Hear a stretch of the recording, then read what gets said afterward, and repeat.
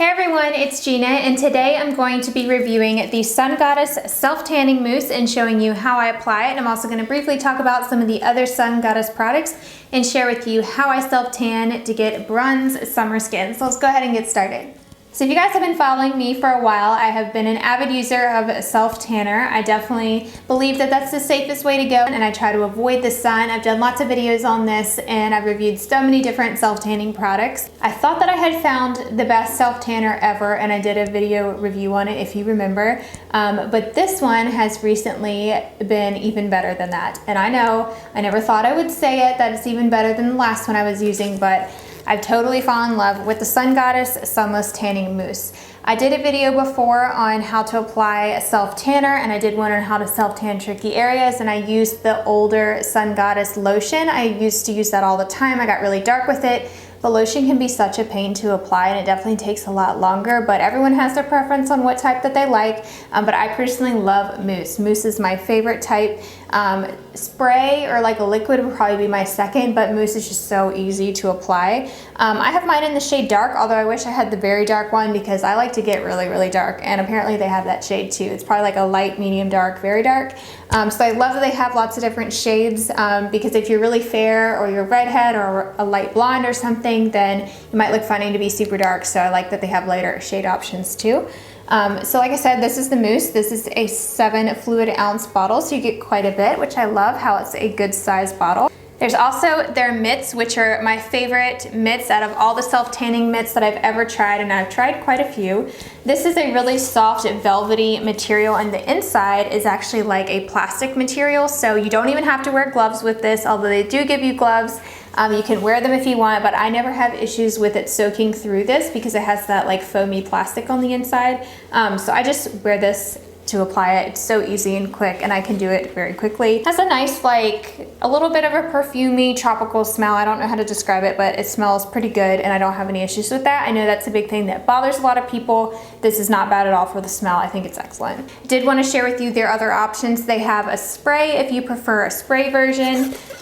This is like an aerosol spray, not aerosol, but you know, comes out like that. Then they have another type of spray that has a different type of pump, so depending on how you like to apply it. And then they have the lotion. So whichever you prefer, I personally like the Mousse, and I think it's the easiest to apply. So let's go ahead and get started with how to apply it. So first step is prepping your skin. You always have to exfoliate before you apply any self-tanner, doesn't matter what it is, because self-tanner adheres to dry skin, and if you have any dry patches on your skin, and your skin naturally goes through cycles every like 7 days or so where it naturally flakes away, so you want to remove all that stuff. You want to remove any old self-tanner. So every single week I do this. Usually on like the 6th or 7th day of my self-tanner, I will exfoliate all of it off in the shower or the bathtub. So if you have trouble with getting your tanner off, you want to soak in the tub. I like using like an Epsom salt or something and just soaking for a little bit so my skin gets nice and soft and it easily comes off. But I can usually get it off just in the shower even without soaking my skin. So this is my biggest tip, and I think everyone should have one of these. Mine just got washed, so it's kind of wet. This is an exfoliating washcloth. These are kind of hard to find. I always find these at Walmart, and they're always like hanging in the aisles, like around the bath stuff. Sometimes they're in the kitchen stuff. It might be a dish towel, I don't know, but it works amazing. Recommend them to everyone. And this I've had for so long, and I just keep washing it, and I don't put it in the dryer because I want it to still be really scratchy. So you want anything that has a pretty rough texture to it. That way it's going to exfoliate really good. You don't want anything that's too soft. I've purchased some newer ones of these, and I've not liked them as good as this original one because they're always too soft. They don't scrub enough, and I would like something pretty scratchy. And I just use a regular body wash with it to remove it. This is from Beauty and Planet. This is a coconut tropical hydration body wash. Just any type of body wash, but you want something that's kind of suds up and give you a good lather for when you're exfoliating. You could use a scrub. I don't personally really like scrubs. Sometimes I'll mix a scrub in with this and apply it using this, but this really does a good job to where I can get all over. I can get in between my fingers and my toes and just every which way, and I can kind of wrap this around my leg, and I can wrap around my arm, and it's just so much easier than using a scrub. And scrubs can be pretty abrasive on your skin, so this is just what I recommend. Personally love it. I've tried so many body scrubs, but nothing seems to beat this and get it off as good. A lot of people get confused with the order in which you apply self-tanner, so I always like to do this at night or if I'm gonna like shower in the morning, then I'll take everything off, exfoliate. Oh, and I forgot to mention your body wash, you wanna make sure it doesn't have any oils or anything. You don't wanna use anything that's gonna leave a residue on your skin. So I like a good body wash that just rinses off. I don't like using a soap that has too much residue in it unless you're using like Dove where it doesn't leave that stickiness on your skin. So you don't want anything that's gonna interfere with the self-tanner adhering to your skin. So when you get out of the shower, you don't wanna apply any lotion. You want your skin to be squeaky clean. But what you do want to do is apply a lotion or a body butter to any areas that it might get too dark or adhere to. And this is what I talk about in the video on how to self-tan tricky areas. So I will link it for you down below where I go into lots of details on how to overcome like dark looking hands or knuckles or elbows or feet that look weird. This is the Cetaphil moisturizing cream. This is a thick body cream. I love using this, but you can just use a lotion if that's all you have. But I apply this to my feet, a little bit on my knees, my elbows. I even do my armpits.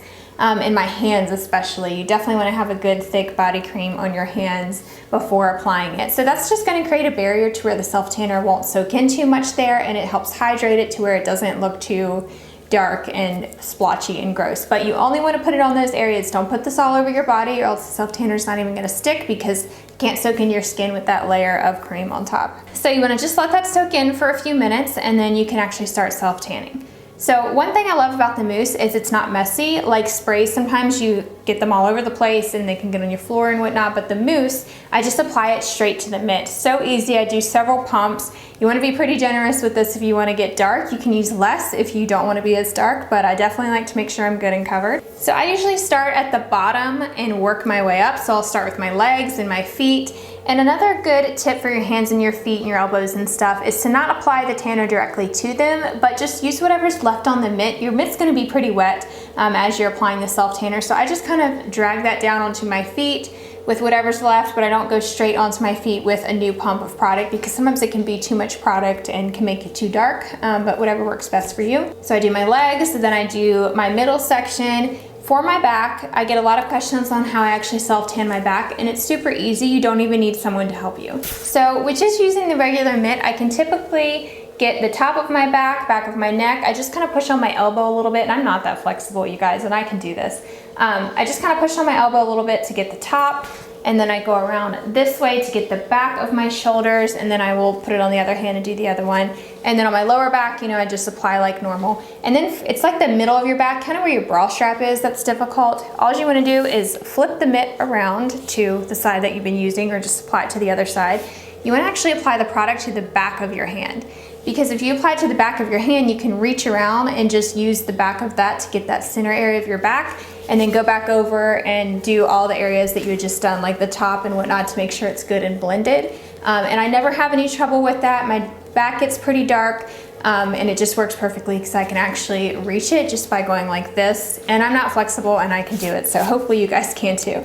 Then I do my chest and my neck. I usually don't do my face, although you can. I just wear makeup, so it ends up blending just fine, but you could apply it to your face. I personally have not tried this newer formula on my face yet, so I'm not quite sure, but I will have to let you know later this summer on how that works for me if I do apply that there. Then I do my arms, and same deal with my hands. I just kind of apply whatever's left over on my glove, and that's usually quite a bit that's left over on the mitt. Since I'm not wearing any gloves, it's so easy to apply it to your hands. If you remember my old Sun Goddess video, or even the video I did on how to self-tan tricky areas, it was such a pain because I was wearing gloves, so I had to like take one glove off and then wait for the sweat and stuff that was underneath to dry and then apply it.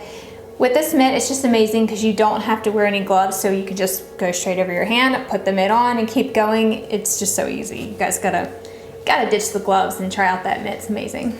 All right, so after I've done a full coat, I will sometimes go in and do another layer right then. Not sure if this entirely makes a huge difference, but I like to make sure I'm good and covered. And with this mousse, by the way, it goes on really even. You don't have any streaks or anything, blends out flawlessly. It also dries really fast, which is nice, but not too fast where you have to apply too much product to get it to blend.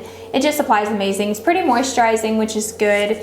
And the formula also, I forgot to mention, does have a bronzer in it, which I love, so you can see where you're applying it. You can see if you've missed any areas and if anything's blended out. So now that I'm done with my 2 layers, all I'm gonna do is just take a damp washcloth, and I'm going to lightly go over any areas that tend to get pretty dark. So this basically just removes the tanner. It kind of takes off a little bit of it to where it's not going to develop too much, but I'm not entirely removing it. Like, I'm not taking soap and scrubbing it off completely. I'm just kind of dabbing away at any excess. Sometimes I blot around my knees and maybe the back of my ankles. And I always do my wrist right here. So when you get tanner on this area of your palm, sometimes it can look a little bit orangey, so I just always wipe it off right there. You can see I have a little bit there, but I got this one off pretty good. And then I do my elbows, of course. So my elbows are a little bit darker today, but not terrible. They look pretty good. So I dab a little bit off my elbows. I always do it on my hands, so as you can see, my hands look pretty good. I don't have my nails painted, but my knuckles look great. I always go over my knuckle area, always, especially this one, and then these and this part too. So I always just kind of dab over that, and you can't tell where I like removed the product. Like, I don't see any white areas that have no tanner. I just kind of got rid of the excess, but the rest of it was still kind of on, so I still get a little bit of color, which is good.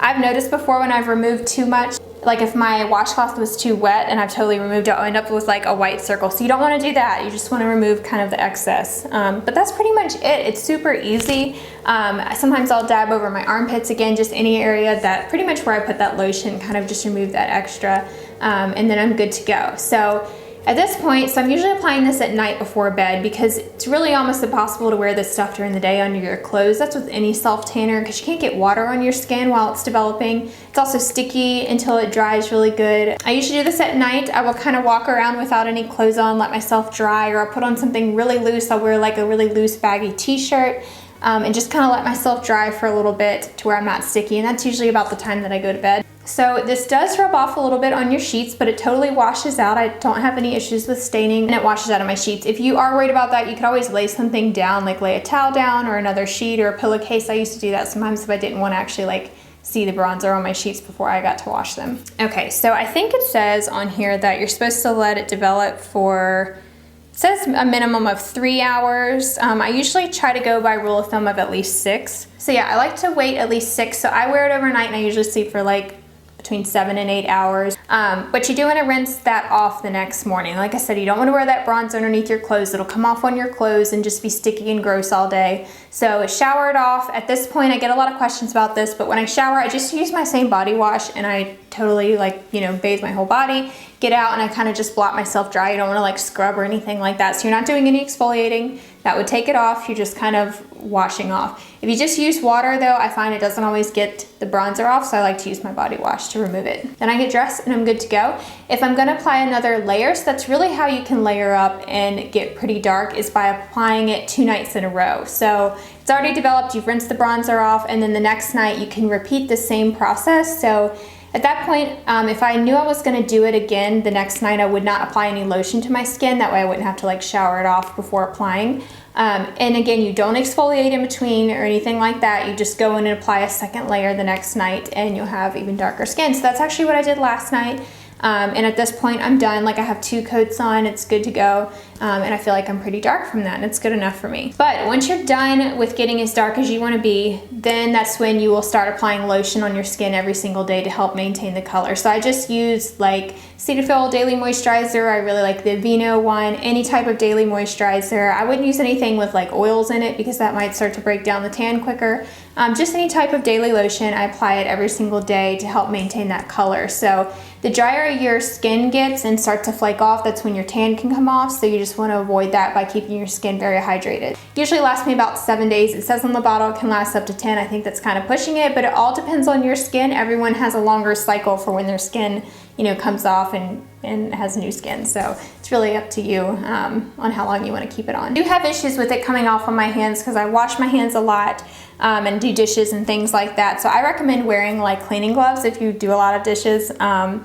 But you can always reapply it to your hands if your hands start to get white throughout the week. This is one of my favorites in terms of how long that it lasts and like the way that it wears off. I always have issues with self-tanner wearing off right here, but this one does a really good job at wearing off pretty evenly. I just start to get lighter and lighter throughout the week, but I'm still pretty dark, I feel like, by the end of the week. It's definitely lighter. Like, I always have 2 foundations. I have a light one and a dark that I mix throughout the week depending on my color to make sure that it matches.